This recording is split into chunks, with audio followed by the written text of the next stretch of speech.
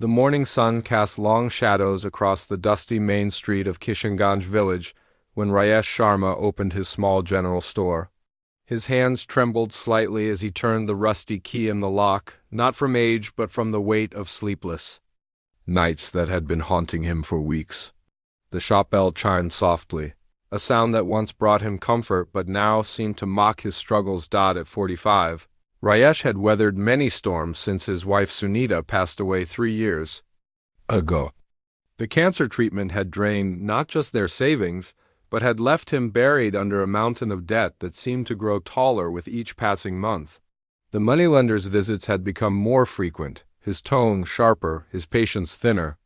Just last week, Rameshji had made it clear that the grace period was over. "Pay up by next month, or I'll have to take the shop," he had said.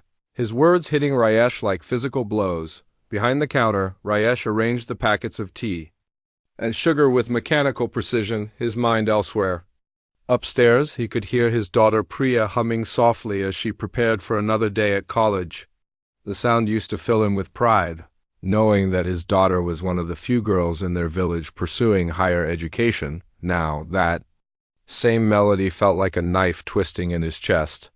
"Papa, I'm leaving for college," Priya called out, her footsteps light on the wooden stairs. She appeared at the shop entrance, her college bag slung over her shoulder, her eyes bright with the enthusiasm that only comes with youth and dreams. At 18, she looked so much like her mother, with the same determined jawline and gentle smile that had first captured Rayesh's heart 20 years ago. "Beta, have you eaten breakfast?" Rayesh asked, forcing warmth into his voice. He had become skilled at hiding his worries from his children, but lately the act was becoming harder to maintain. "Yes, Papa. Arun made parathas for both of us," she replied, referring to her 15-year-old brother who had become surprisingly domestic since their mother's death. "I have classes until evening today. The professor is giving extra lectures for our final exams." Rayesh nodded, watching as she adjusted her dupatta and checked her watch. She was preparing to become a teacher, following in the footsteps of the woman who had inspired her, Mrs. Gupta from the village school. The teaching college in the nearby town had already indicated they would offer her a scholarship based on her excellent grades. It was everything Sunita had dreamed of for their daughter. "Study hard, Beta," he managed to say, the words feeling like lies on his tongue. After Priya left, Rayesh stared at the empty doorway for a long moment. The shop felt suffocating, filled with the weight of impossible choices. He had spent countless nights staring at the ceiling, running through options that seemed to lead nowhere. Taking another loan would only deepen the hole. Selling the shop would leave them with nothing, and who would hire a middle-aged man with no special skills? The answer had come to him in the form of Vikram Singh, a farmer from the neighboring village of Rampur. Vikram was 32, owned 15 acres of fertile land, and had been looking for a wife for the past 2 years. More importantly, he was willing to forego the dowry and even provide a settlement to help with the bride's family expenses. "Your daughter is beautiful and educated," Vikram had said during his visit last week. "I don't need money from you. In fact, I'm prepared to give you 50,000 rupees as a gesture of goodwill to help with any family needs." 50,000 rupees. It was exactly the amount Rayesh owed to the moneylender. It would save the shop, save their home, save their dignity in the village. But it would cost him his daughter's dreams. The shop door creaked open, interrupting. His thoughts, Mrs. Gupta, Priya's former teacher, entered with her usual warm smile. She was in her 50s, with streaks of gray in her hair and the kind of presence that commanded respect throughout the village. "Namaste, Rayeshji," she said, selecting a packet of biscuits from the shelf. "How is Priya's preparation going for her teaching college entrance?" Rayesh felt his throat tighten. "She's working very hard. Gee, good, good. I've been thinking about starting a small library in the village. Once Priya becomes a teacher, she could help me run it. We could provide books for the children, maybe even adult literacy classes." Mrs. Gupta's eyes sparkled with the same enthusiasm he had seen in his daughter's face just minutes ago. "That sounds wonderful," Rayesh replied, his voice barely above a whisper, After Mrs. Gupta left, Rayesh sank onto the stool behind the counter. The irony wasn't lost on him. Here was a woman who had never married, who had dedicated her life to education and the betterment of the village, offering his daughter a future full of purpose and independence. And here he was, about to destroy that future to save his own. The afternoon heat grew oppressive, and few customers visited the shop. Rayesh found himself staring at the photograph of his late wife that he kept tucked beside the cash register. Sunita had been a dreamer, always talking about the places Priya would go, the things she would accomplish. She'd be different from us, Sunita had said during those painful last months. She'd have choices we never had. But choices, Rayesh had learned, were luxuries that the poor could rarely afford. As evening approached, Arun arrived from school, his uniform dusty from playing cricket in the village ground. At 15, he was already showing signs of becoming a man, his voice cracking and his shoulders broadening. He had inherited his father's practical nature, but his mother's quick wit. "Papa, why do you look so worried all the time?" Arun asked, settling down to help sort the inventory. "Is it about money again?" Rayesh was surprised by his son's directness. Children noticed more than adults gave them credit for. "Just business concerns, Beta. Nothing for you to worry about." But Arun's questioning eyes suggested he wasn't convinced. The boy had been taking on more responsibilities around the house, cooking meals, helping with the shop after school. He had grown up too fast, forced into maturity by circumstances beyond his control. When Priya returned from college that evening, she was bubbling with excitement. "Papa, my professor says I have the highest marks in the class. He thinks I can get admission to the best teaching college in the state capital." Rayesh felt his heart break a little more. He managed to smile, nodding as she shared her dreams of teaching children, of starting innovative programs, of making a difference in the world. Each word was another nail in the coffin of his conscience. That night, after his children had gone to bed, Rayesh sat alone in the small courtyard behind their house. The stars above seemed to judge him silently. Tomorrow, he would have to make the final decision. Vikram expected an answer, and the moneylender expected his payment. There was no more time for hesitation. He thought about his wife's last words to him: "Promise me you'll let Priya choose her own path." At the time, it had seemed like such an easy promise to make. Now, it felt like the most difficult vow he had ever broken. The weight of being a father, a protector, and a provider had become unbearable. Sometimes Rayesh thought love meant making choices that would make your children hate you, if it meant keeping them safe and secure. Tomorrow he would call Vikram and accept the proposal. Tomorrow he would begin the process of arranging his daughter's future. Whether she wanted it or not, the village slept peacefully around him, unaware that, by morning, their quiet world would be turned upside down by a father's desperate decision and a daughter's shattered dreams. The next evening arrived with an unusual heaviness in the air. Rayesh had barely eaten all day, his stomach churning with anxiety about the conversation he knew he could no longer postpone. He had called Vikram that morning and given his answer. The wedding was set for next month, just after the harvest season ended.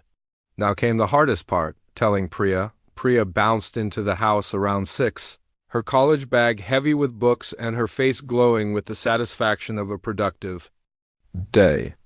She had spent extra hours in the library, researching teaching methods for her upcoming presentation. The scholarship interview was just 2 weeks away, and she felt more prepared than ever. "Papa, you won't believe what happened today," she called out, dropping her bag near the door and walking toward the kitchen where she could hear Arun preparing dinner. "Professor Sharma said my project on rural education could be published in the State Education Journal. Can you imagine? My work might actually help other villages improve their schools." Rayesh watched from the doorway as his daughter moved around the kitchen with easy familiarity, helping Arun with the evening meal. She looked so young, so full of hope and plans. How could he tell her that all those dreams were about to end? "Priya." "Beta," he said softly, his voice catching slightly. "Come sit with me for a minute. We need to talk." Something in his tone made both children stop what they were doing. Priya turned to look at her father, noticing for the first time how tired he looked, how his shoulders seemed to carry an invisible weight. "What is it, Papa? You look worried," she said, wiping her hands on a kitchen towel and following him to the small sitting area, where they kept their old wooden chairs and a worn carpet that had been her mother's pride. Arun lingered in the kitchen doorway, sensing that whatever was about to happen would change something fundamental in their house. He had learned to read the signs of trouble over the years, and right now every instinct told him to pay attention. Rayesh sat down heavily, his hands clasped tightly in his lap. He had rehearsed this conversation 100 times in his mind, but now that the moment was here, all his prepared words seemed to disappear. "Beta, you know how much I love you," he began, his voice barely above a whisper. "Everything I do for you and Arun. You understand this, don't you?" Priya's smile faltered slightly. "Of course, Papa, but why are you talking like this? What's wrong?" "Yesterday, a very good family came to see me from Rampur village. They have a proposal for you." The words hung in the air like a physical presence. Priya stared at her father, not quite understanding what he had said, or perhaps understanding but refusing to believe it. "A proposal?" she repeated slowly. "What kind of proposal?" "Marriage proposal, Beta. The boy is very nice. Vikram Singh, he owns good land, comes from a respectable family. They don't want any dowry, and they're willing to help our family financially." The color drained from Priya's face. She stood up abruptly, her chair scraping against the floor with a harsh sound that seemed to echo through the suddenly silent house. "Marriage? Papa, what are you saying? I'm only 18. I'm still in college. I have my scholarship interview next week." Rayesh forced himself to meet her eyes, though it felt like looking directly into the sun. "The wedding is next month. After the harvest season. It's a good time, and the astrologer says it's an auspicious period. Next month?" Priya's voice rose to a pitch that made Arun step closer, his face pale with shock. "Papa, you can't be serious." "I'm not ready to get married. I don't even know this person. I have plans, I have dreams. I'm going to be a teacher." "Beta, listen." "To me," Rayesh said, standing up and reaching toward her, but Priya stepped back as if his touch would burn her. "This is a good opportunity. Vikram is educated, he's stable, he can provide for you. You'll be secure, happy. Happy?" Priya's laugh was sharp and bitter, a sound Rayesh had never heard from his gentle daughter before. "How can I be happy when you're destroying everything I've worked for? How can I be happy when you're treating me like something to be sold?"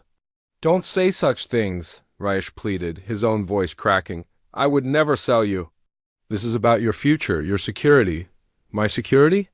Priya's eyes blazed with a fire that reminded Rayesh painfully of his late wife during her more passionate moments. "My security is my education. My security is being able to take care of myself. My security is having choices." Arun finally found his voice, though it came out smaller than he intended. "Papa, why so suddenly? Why didn't you discuss this with us first?"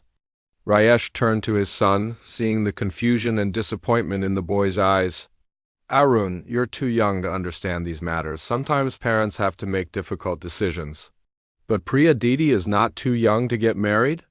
Arun shot back, surprising everyone with his boldness. "If she's old enough to get married, isn't she old enough to have a say in who she marries?" Priya looked at her younger brother with gratitude and amazement. She had always protected him, but now he was standing up for her when she needed it most. "This is not a discussion," Rayesh said, his voice taking on a firmness that masked his inner turmoil. "The decision has been made. The boy's family is coming next week to discuss the details." "No," Priya said quietly, but with such intensity that the single word seemed to fill the entire room. "No, Papa, I won't do it." "You will. Do it because I am your father and I know what's best for you," Rayesh replied, but even he could hear how hollow his words sounded. "What's best for me?" Priya's voice rose again and tears began to flow down her cheeks. "Mama would never have let this happen. Mama wanted me to study, to become independent, to have the life she never could." The mention of his wife hit Rayesh like a physical blow. He closed his eyes for a moment, remembering Sunita's words about letting Priya choose her own path. But Sunita had never faced the choice between her daughter's dreams and her family's survival. "Your mother is not here," he said, immediately regretting the harshness of his words when he saw Priya flinch as if she had been slapped. "No, she's not," Priya whispered, her voice breaking. "But if she were, she would fight for me. She would find another way." "There is no other way," Rayesh exploded, his months of stress and guilt finally breaking through his controlled facade. "Do you think I want this? Do you think this is easy for me? The shop is drowning in debt. The moneylender is threatening to take everything we have. This marriage will solve our problems." The truth hung between them like a chasm. Priya stared at her father, understanding finally dawning in her eyes. "You're selling me to pay your debts," she said, her voice flat and lifeless. "I'm saving our family," Rayesh corrected. But the words tasted like ash in his mouth. Priya stood there for a long moment, tears streaming down her face, her dreams crashing around her like broken glass. Then, without another word, she turned and ran up the stairs to her room. The sound of her door slamming echoed through the house like a gunshot. Arun stared at his father with a mixture of disappointment and disbelief. "Papa, how could you do this to her? She's the smartest person in our village. She could become anything she wants." "She become a good wife and mother," Rayesh said weakly. "She be happy eventually, will she?" Arun asked, his young voice, carrying a wisdom that made Rayesh feel smaller than he ever had before. "Or will she just learn to pretend like so many other women in our village?" Upstairs they could hear Priya sobbing, the sound carrying through the thin walls and settling into their hearts like a permanent ache. Rayesh wanted to go to her, to comfort her, to explain that he was doing this out of love, not selfishness. But he knew that right now his presence would only make things worse. Outside, the village was settling into its evening rhythm. Soon, word would begin to spread. Mrs. Kumari from next door had probably already heard the raised voices and would be eager to share the news. By tomorrow morning, everyone would know about Priya's engagement, and the girl who had been the village's pride and hope would become just another example of tradition triumphing over dreams. That night, none of them ate dinner. Arun eventually went to his room, leaving Rayesh alone with his guilt and the sound of his daughter's muffled tears from upstairs. He had thought that telling her would be the hardest part, but he was beginning to realize that this was only the beginning of a battle that would tear their family apart. The morning sun had barely touched the village streets when Kamala Devi, Rayesh's next-door neighbor, stepped out to draw water from the community well. She had been awake since before dawn, not because of her usual routine, but because the sounds from the Sharma house the previous evening had kept her alert and curious. The raised voices, the crying, the slamming doors, it all pointed to some family drama that was too tempting to ignore. As she walked toward the well with her brass pot, Kamala noticed that she wasn't the only one who had arrived early. Sunita Kumari, the village's unofficial news broadcaster, was already there, along with Meera Devi and old Radha Bua, who, despite being 75 years old, never missed a chance to be part of village conversations. "Did you hear all that noise from Rayesh's house last night?" Sunita asked without any greeting, her voice carrying the excitement of someone who had discovered treasure. "How could we not hear?" Camilla replied, setting her pot down with more force than necessary. "The girl was crying so loudly." Poor thing sounded heartbroken. Radha Bua, who had lived in the village longer than anyone else, nodded knowingly. "When girls cry like that, it usually means one thing: marriage arrangements." "But Priya is still so young," Meera protested, though her eyes sparkled with curiosity. "She's in college, isn't she? Why would Rayesh marry her off so suddenly?" "Money troubles," Radha Bua said with the confidence of someone who had seen it all before. "Mark my words, that shop of his is in debt. I've seen Ramesh the moneylender going there too often lately." As if summoned by their conversation, more women began arriving at the well. Word traveled fast in Kishanganj village, especially when it involved one of the most educated girls in the community. By the time the sun was fully up, nearly a dozen women had gathered, their water pots temporarily forgotten as they dissected. The previous evening's drama? I saw a man from Rampur village visiting Rayesh last week, contributed Pushpa, who lived across from the general store. Well-dressed fellow with a motorcycle. Stayed for nearly 2 hours. That must have been the boy's father, Sunita declared, as if she had solved a great mystery. Coming to finalize the proposal, but why so sudden? Asked Gita, a young mother who had always admired Priya's dedication to her studies. The girl has her whole future ahead of her. She could become a teacher, earn her own money, support her family in other ways. This comment was met with a mixture of murmurs, some agreeing, others disapproving. The village was slowly dividing into camps, though most people didn't realize it yet. Listen, Gita, said Lakshmi, an older woman whose own daughter had been married at 19. Marriage is every girl's destiny. Education is fine, but what use is it if she ends up alone? At least now she'd be settled with a good family? Settled? Gita's voice rose slightly. Or sacrifice for her father's problems.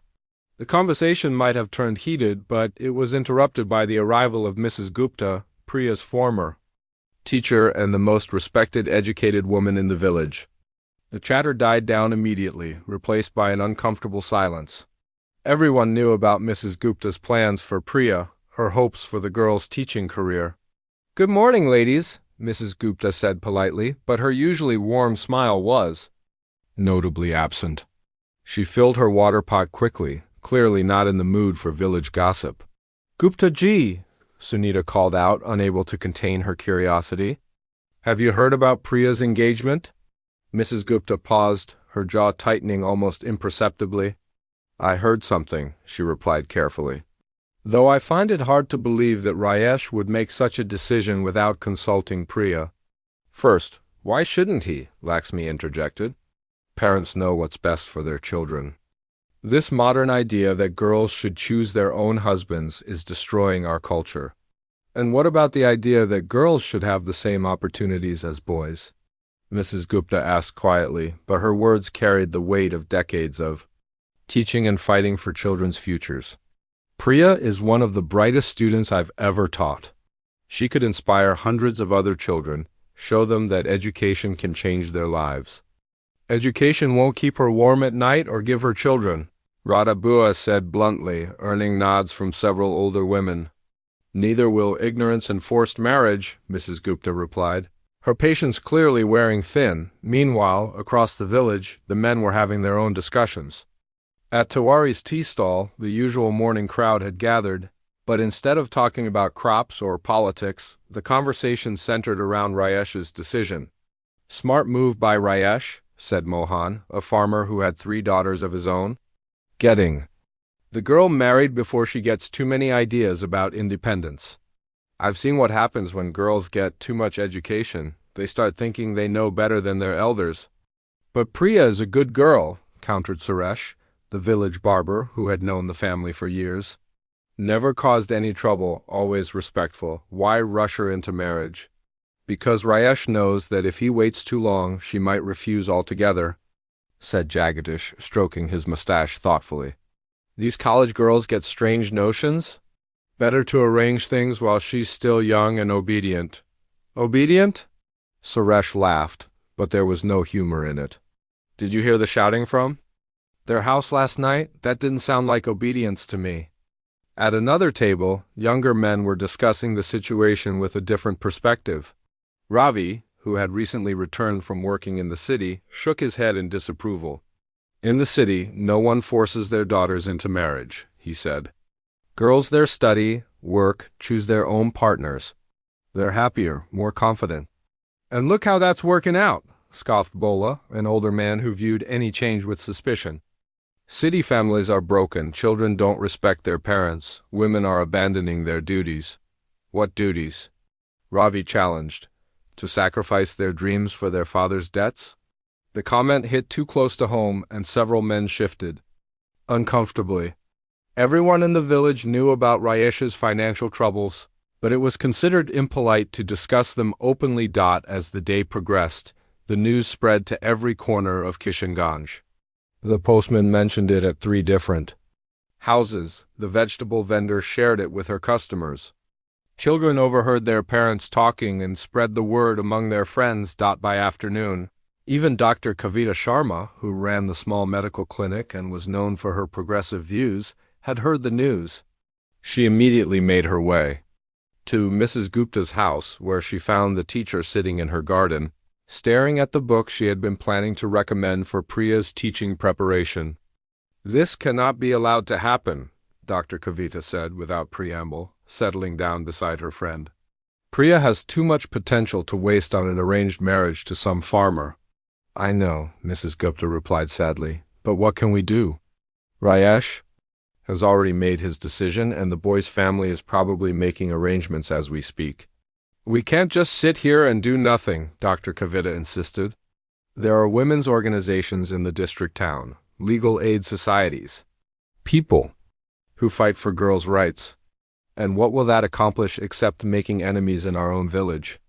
Mrs. Gupta asked. "You know how people react when outsiders interfere in family matters? Then we fight from within," Dr. Kavita said firmly. "We talk to other families, make them understand that this affects all of us. If we let Rayesh sacrifice Priya's future, what message does that send to other girls in the village?"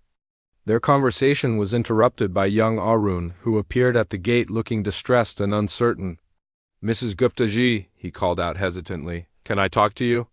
The teacher immediately invited him in, recognizing the same look of desperate confusion she had seen in her own students when faced with problems too big for their young minds to handle. "It's about my sister," Arun began, his voice cracking slightly. "She hasn't eaten anything since yesterday evening. She just sits in her room staring at her books. Papa won't listen to anything I say. He keeps talking about family honor and financial problems, but I think he's making a huge mistake." Dr. Kavita and Mrs. Gupta exchanged a meaningful look.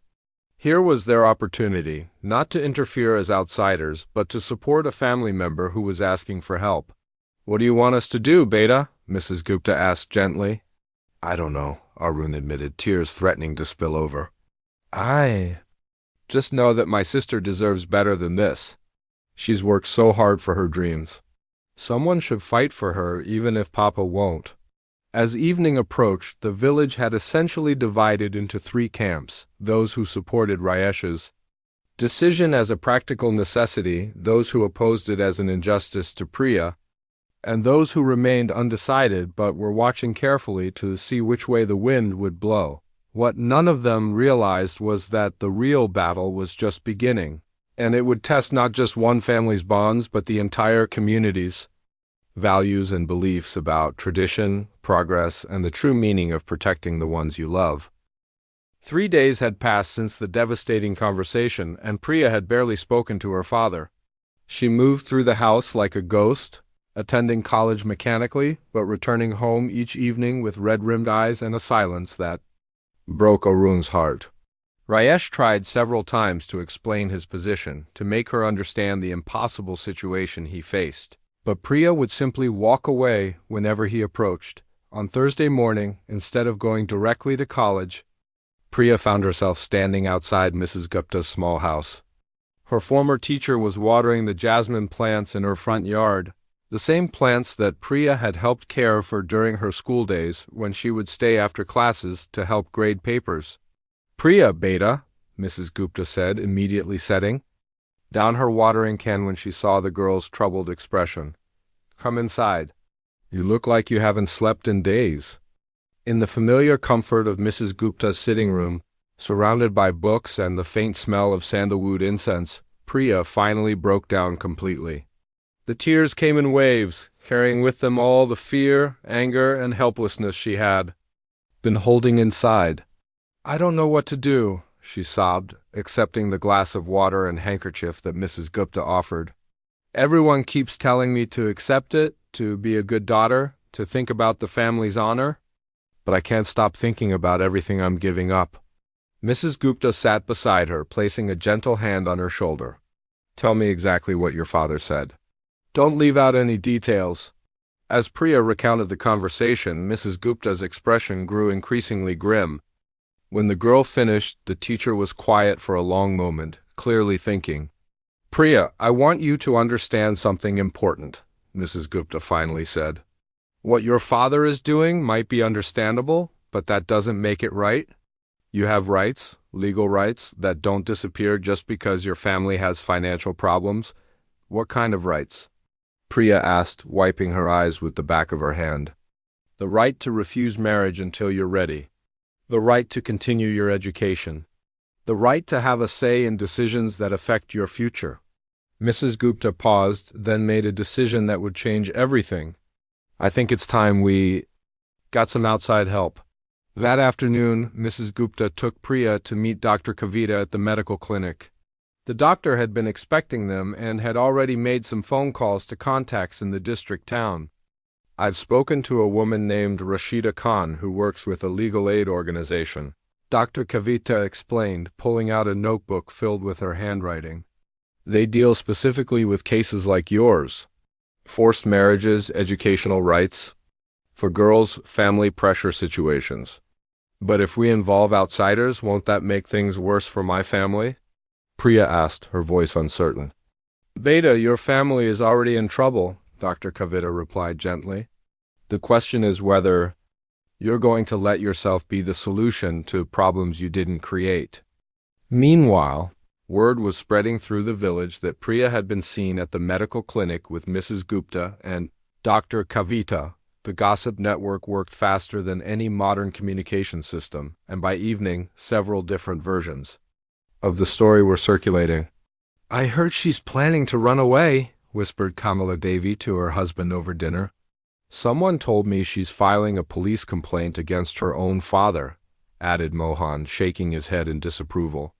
These modern girls have no respect for family values, complained Laxmi to anyone who would listen. In my time, daughters trusted their parents' judgment, but not everyone in the village was critical.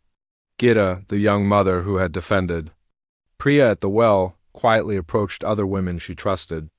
Quietly, carefully, she began building support for the girl who had become a symbol of something larger than just one family's troubles.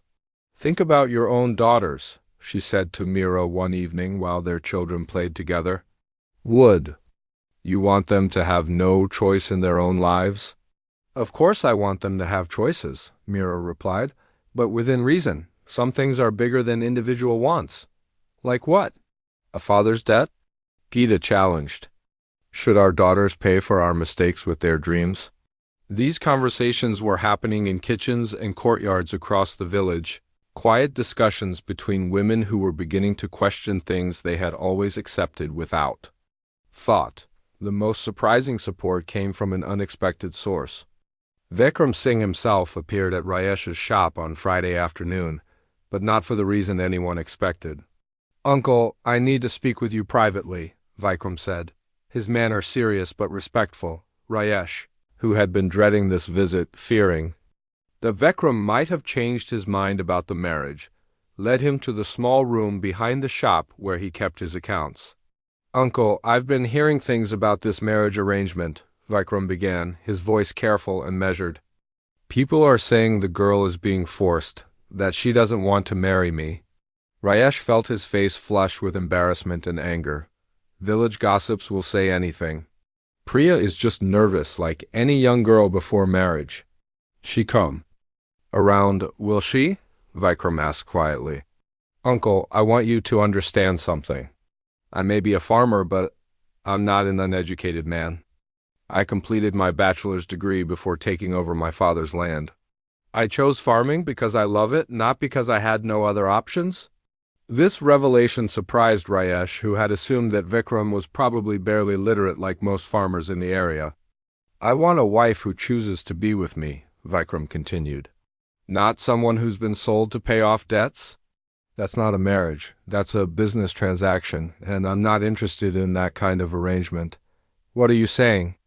Rayesh asked, his voice tight with anxiety.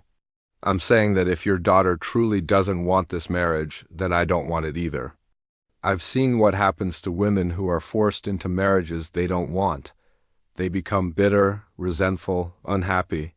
That's not the kind of family I want to build. Rayesh stared at the young man, realizing that his supposedly simple solution was becoming complicated in ways he hadn't anticipated. Think about it, Uncle, Vikram said, standing to leave. Talk to your daughter. Really talk to her, not as someone who has to obey your decisions, but as a person with her own thoughts and feelings. If she agrees to the marriage willingly, I'll be honored to become part of your family. But if she doesn't, he paused at the door. Well, then we all need to find a better solution. After Vikram left, Rayesh sat alone in the dim room, his head in his hands. His carefully constructed plan was falling apart. The groom was having second thoughts. His daughter was openly rebelling. The village was choosing sides.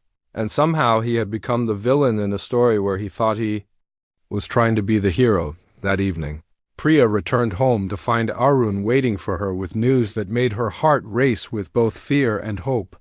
Didi, Mrs. Gupta came by while you were gone, he said quietly, making sure their father couldn't hear. She said to tell you that the legal aid woman is coming to the village tomorrow, Dr. Kavita. Arranged for her to meet with you at the school, after classes. Priya felt something she hadn't experienced in days, a tiny spark of hope. Maybe she wasn't as powerless as she had thought. Maybe there were people willing to fight for her when she couldn't fight for herself. Arun, she said, pulling her brother aside, if this gets bad, if Papa gets really angry with me, will you promise me something? Anything, Didi. Promise me you'll finish your education no matter what happens. Promise me you'll never let anyone force you into decisions about your life. Promise me you'll be different from all of this. Arun nodded solemnly, understanding that his sister was preparing for a battle that could tear their family apart but might also set them all free. As night fell over Kishanganj village, the stage was set for a confrontation that would force everyone, Rayesh, Priya, the village, and even Vikram, to decide what they truly valued, tradition or truth, security or freedom, the comfort of old ways or the uncertain promise of new ones. Tomorrow would bring the legal aid worker, more village debates, and the beginning of a fight that would echo far beyond one girl's right to choose her own future. The meeting with Rashida Khan, the legal aid worker, had given Priya something she hadn't felt in weeks, hope mixed with determination. The woman had explained Priya's rights clearly and offered concrete support, but she had also been honest about the challenges ahead. Fighting family pressure isn't easy, Rashida had said, sitting across from Priya in Mrs. Gupta's house. But you're not alone in this. We've helped many girls in similar situations. The key is to make your community understand that this affects everyone, not just you. What do you mean? Priya had asked. Every time a girl is forced to abandon her dreams, the whole community loses. They lose a potential teacher, doctor, leader. They lose the example she could set for other girls. They lose the progress she could bring. Now, 3 days later, Priya sat in her room preparing for what felt like the most important day of her life. Word had spread that the village council was calling a special meeting to discuss the Sharma family situation. It was unprecedented. Usually, family matters were handled privately. But this case had divided the village so deeply that the elders felt they needed to address it publicly. Downstairs, Rayesh paced nervously in the shop. He hadn't spoken much to Priya since Vikram's visit, but he could feel the weight of the entire village watching his family. The moneylender had been by twice this week, each time more impatient than the last. Yet somehow the pressure of the debt seemed less crushing than the pressure of his daughter's silent disappointment. Arun appeared in the doorway, his school uniform wrinkled and his face serious beyond his 15 years. Papa, the meeting starts in an hour, he said quietly. Are you sure you want to go through with this? What choice do I have? Rayesh replied, though his voice lacked the conviction it had held weeks earlier. You could listen to Didi. You could find another way to handle the debt. You could trust that your educated daughter might actually know what's best for her own life. Rayesh looked at his son with surprise. When had this boy become so wise, so bold? Arun, you don't understand the complexity of adult problems. I understand that my sister cries herself to sleep every night. I understand that she's stopped eating properly. I understand that the happiest person in our family is becoming the saddest, and it's because of a decision you made without even asking her opinion. The words hit Rayesh harder than any physical blow could have. He sank onto a stool, finally allowing himself to really look at what his decision was doing to his daughter. Meanwhile, across the village, people were making their way to the community center. Mrs. Gupta walked with Dr. Kavita, both women carrying themselves with the quiet dignity of those who believed they were fighting for something important. Behind them came Gita with several other young mothers who had spent the past week having difficult conversations with their husbands about their own daughters' futures. At the tea stall, the men's discussions had grown more heated over the past few days. Mohan and his supporters still believed that Rayesh was doing the right thing, that tradition and family honor were more important than individual desires. But others, led by Suresh the barber and surprisingly supported by young Ravi, who had worked in the city, argued that times were changing and the village needed to change with them. "Look at what education has done for Dr. Kavita," Ravi had argued just that morning. "She serves our whole community, helps our children when they're sick, brings medical knowledge to families who would otherwise suffer. Shouldn't we want more women like her?" "One educated woman is fine," Mohan had replied. "But if all our girls start thinking they're too good for marriage and family life, who will take care of the home and children?" "Maybe men could learn to help with home and children," Ravi had shot back, earning shocked stares from the older men. As the sun began to set, the community center filled with nearly every adult in the village. The room buzzed with tension and whispered conversations. Rayesh entered with his children, Priya walking beside him with her head held high, despite the trembling in her hands. She wore her best college outfit and carried herself with a dignity that reminded many people of her late mother.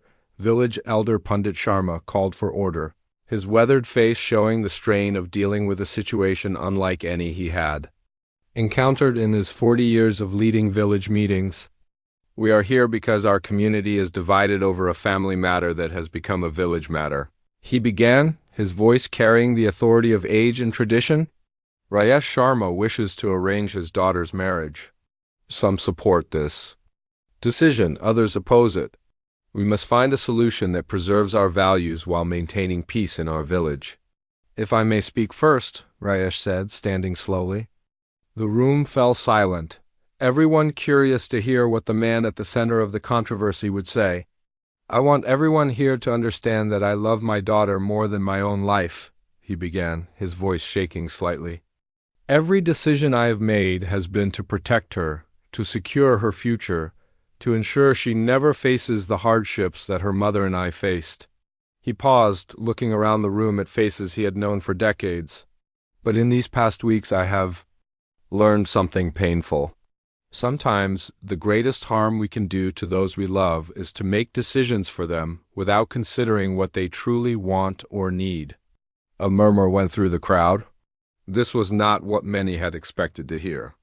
"My daughter is 18 years old, educated, intelligent, and capable of making her own choices. I forgot this in my fear and desperation. I treated her like a child when she has proven herself to be a young woman with her own dreams and capabilities."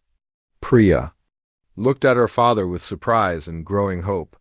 "If she will forgive me," Rayesh continued, his voice breaking slightly, "I would like to withdraw the marriage proposal and support whatever path she chooses for her future." The room erupted in surprised whispers, but Pandit Sharma called for silence. "Priya, do you wish to speak?" the elder asked. Priya stood, her legs shaky but her voice clear and strong. "I want to thank my father for his courage in changing his mind. I know this isn't easy for him." She looked around the room, making eye contact with as many people as possible. "I also want to speak to all the parents here who have daughters." The room was completely silent now. "I'm not asking for the right to do whatever I want without consequences. I'm asking for the right to contribute to my family and my community in the way that matches my abilities and interests. I want to be a teacher because I believe education can change lives. I've seen it change mine." She paused, gathering her courage for what she wanted to say next. "When girls are forced into marriages we don't just lose their potential contributions to society. We also teach our sons that women are property to be traded, and we teach our daughters that their opinions don't matter. Is that really the lesson we want to pass on?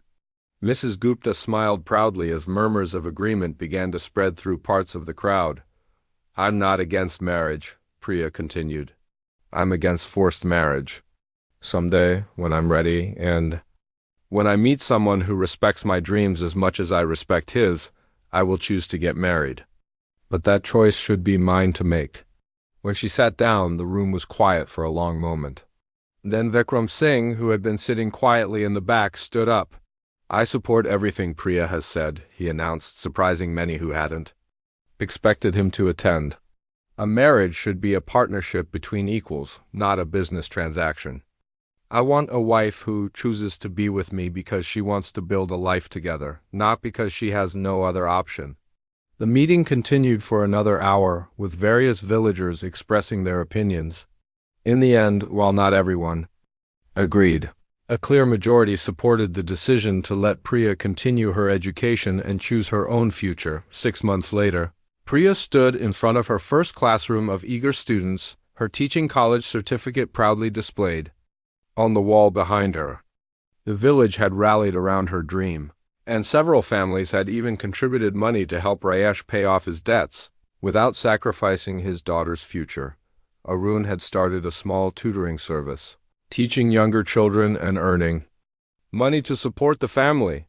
Rayesh had learned to see his children not as extensions of himself, but as individuals with their own paths to follow, and in the evenings, when the family gathered for dinner, their conversations were filled with talk of lessons learned, students taught, and dreams that were still growing. The village had learned that progress didn't mean abandoning all traditions. It meant choosing which traditions served the community and which ones needed to evolve. Priya never did marry Vikram, but they became good friends, and eventually he found a wife who chose him freely. As for Priya, she was in no hurry. She had learned that the most important relationship she could have was with her own dreams and capabilities, and that foundation would serve her well in all the relationships that were yet to come.